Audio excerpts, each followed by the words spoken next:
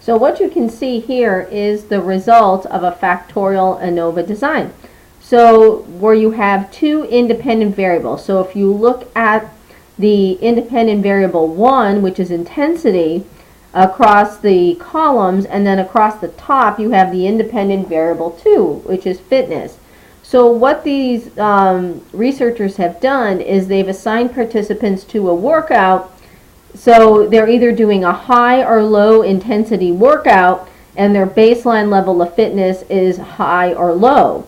So you can see, if you look at the upper left corner of this, what they call a cell, so you have people who are low fitness assigned to a high intensity, and then if you go across, then you have people who are high fitness and high intensity, and then the bottom left cell, low intensity, low fitness, low intensity, high fitness. So they randomly assign people to these conditions, and so they will then look at the analysis and the interaction with that.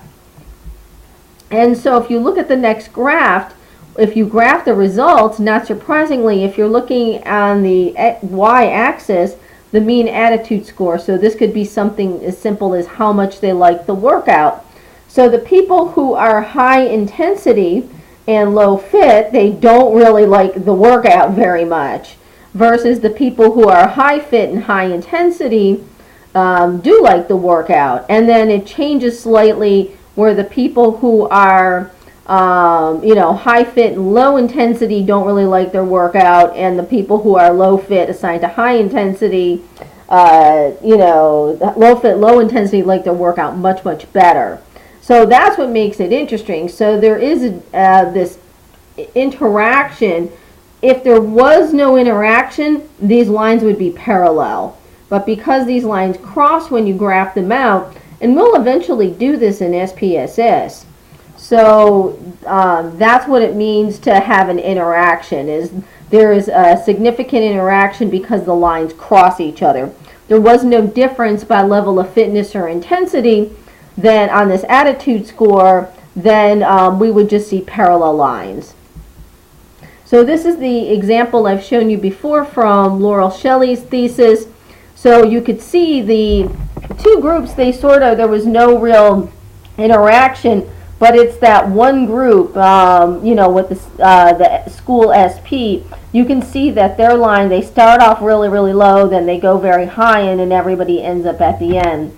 But I also think what's interesting too is that the test scores went up for the two other schools. They sort of gradually went up over time, and we indicated that that could potentially be an effect of just repeated testing, that they became familiar with the assessment.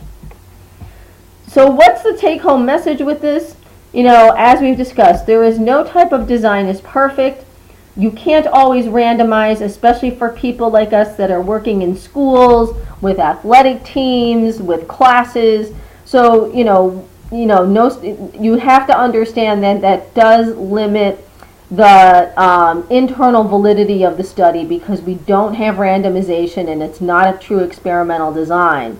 So there's always threats of the validity of the subjects themselves, what they do, history, is it something going to heal on their own, maturation, and then the effects of repeated testing and assessment. And then if you are doing something that is of an interaction from factorial designs, manipulating two different independent variables, that can be great. So, and that'd be a real interesting design, and it's very common in all of our fields. So, see if you can answer the sample question, and there will also be the online quiz based on classes 1 through 4. I believe it is only 5 questions.